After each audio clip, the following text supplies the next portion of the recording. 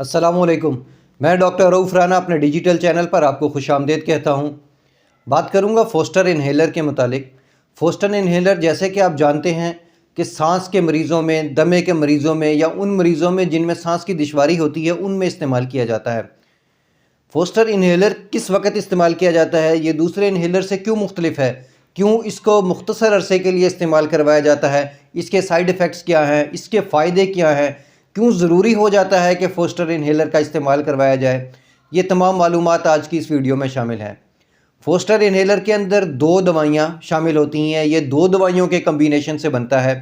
एक दवा तो ब्रोंकोडाइलेटर होती है जो हमारे सांस की नालियों को खोल देती है, हमारे फेफड़ों के अंदर मौजूद जो एयरवेज हैं उसको खोल देती हैं, जिसकी वजह से सांस लेने में आसानी हो जाती है, हवा का फ़्लो बेहतर हो जाता है, सांस आसानी से लिया जाता है।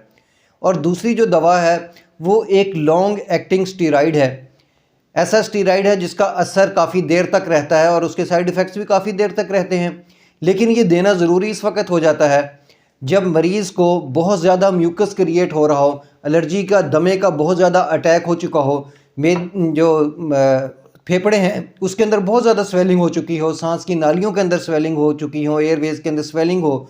उस स्वेलिंग को कम करने के लिए दूसरी दवा को शामिल किया जाता है। दूसरी दवा जो है वो स्टीरॉइड है जो कि इन्फ्लेमेशन को कम करती है, सोजिश को कम करती है। और जैसे ही सांस की नाली के अंदर, सारे पाथवे के अंदर स्वेलिंग कम हो जाती है तो सांस लेना कदरे बेहतर हो जाता है, मरीज़ अफाका महसूस करता है, बल्कि मरीज़ चंद ही मिनटों बाद सांस लेने में फ़ायदा उसको होता है और वो आसानी से सांस ले सकता है। ये उन मरीज़ों में दी जाती है ये दवा, ये इन्हेलर, जिनमें सांस का मसला हो, दमे का मसला हो, सीओपीडी हो, जिसके अंदर सांस की नालियों के अंदर तंगी हो, सांस की नालियाँ बंद हो चुकी हों, छाती के अंदर से आवाज़ आ रही हो, सीटी की आवाज़ आ रही हो, सांस फूल रहा हो, उन मरीज़ों में इस दवा का इस्तेमाल करवाया जाता है। ऐसे मरीज़ जिनमें दूसरे जो है शॉर्ट एक्टिंग स्टीरॉइड वो काम ना कर रहे हों, उससे फ़ायदा ना हो रहा हो, दूसरे इन्हेलर जैसा कि सॉल्ब्यूटामोल इन्हेलर है उससे फ़ायदा ना हो रहा हो और मरीज़ का सांस ख़राब से ख़राब तर हो रहा हो, तब फोस्टर इन्हेलर का इस्तेमाल करवाया जाता है। फोस्टर इन्हेलर दिन में 2 दफ़ा 2-2 पफ लिए जा सकते हैं एक आम जो मरीज़ है। लेकिन डॉक्टर आपकी सेहत को देखते हुए, आपके वज़न को देखते हुए और ख़ुसूसी तौर पर बीमारी की कैफ़ियत को देखते हुए ये डिसाइड करता है कि आपको कितनी दवा दिन में कितनी दफ़ा लेनी चाहिए।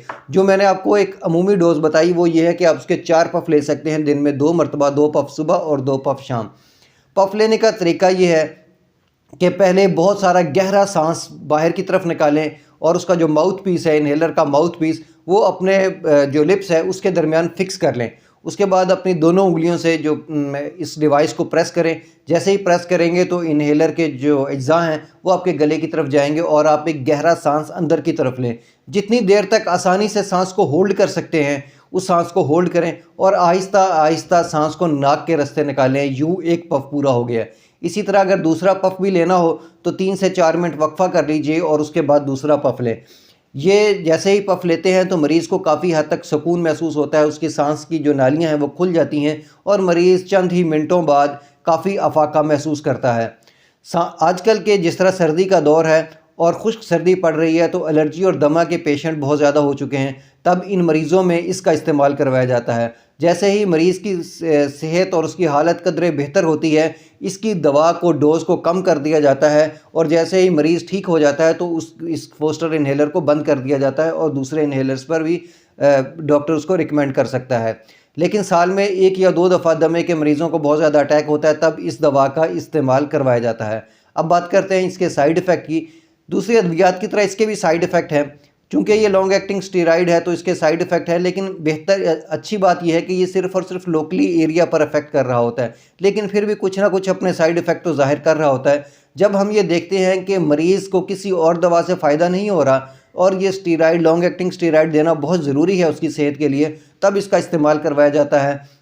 और कोई भी स्टीरॉइड हो, बल्कि कोई भी दवा हो, हमेशा उस वक्त इस्तेमाल करें जब डॉक्टर की हदायत हो, जब डॉक्टर कहे और जितने दिन कहे उसके मुताबिक इस्तेमाल करें। डॉक्टर जब आपको कोई भी दवा डोजेज फॉर्म के अंदर बना कर देता है कि आपके जिस्म के लिए इतनी डोज बेहतर है, तो उसका जो नुकसान है इंतहाई मामूली नौइयत का होता है। हाँ, अगर आप सेल्फ मेडिकेशन करेंगे, आप अपनी डोज़ का ख्याल नहीं रखेंगे, आपको अंदाज़ा नहीं होगा कि आपका वज़न कितना है, बीमारी की कैफियत क्या है, डोज़ कितनी होनी चाहिए, कितने दिनों तक होनी चाहिए, तो वो अपना साइड इफ़ेक्ट ज़ाहिर करती है। अमूमी तौर पर डॉक्टर जब आपको आपकी सेहत और के मुताबिक, वज़न के मुताबिक डोज़ कैलकुलेट करके देता है, तो उसकी जो साइड इफ़ेक्ट हैं वो मामूली नौइयत के होते हैं। इसके साइड इफ़ेक्ट में मुंह का खुश्क हो जाना, गले का खुश्क हो जाना, मुंह के अंदर फंगस इन्फेक्शन डेवलप हो जाना, चेहरे का थोड़ा सूज जाना, जिस्म का थोड़ा बहुत बढ़ जाना, अगर हम वज़न का बढ़ जाना, अगर इसका इस्तेमाल लंबे अरसे तक किया जाए, लेकिन अमूमी तौर पर इसका इस्तेमाल ज़्यादा लंबे अरसे तक नहीं किया जाता। ये तमाम मालूमात फोस्टर इन्हेलर के मुतालिक हैं। इसके अलावा भी अगर आप कोई जानना चाहें इस इन्हेलर के मुतालिक या किसी और दवा के मुतालिक, तो आप अपने कमेंट सेक्शन में हमें कह सकते हैं। कोशिश करूँगा कि जल्दी उसके बारे में डिटेल से जो मालूमाती वीडियो है वो बनाऊँ। मुझे उम्मीद है कि मेरी ये मालूमात आपके लिए फ़ायदेमंद होगी। अल्लाह आपको और आपके तमाम अहले खाना को सेहत वाली ज़िंदगी अता करे। अल्लाह हाफ़िज़।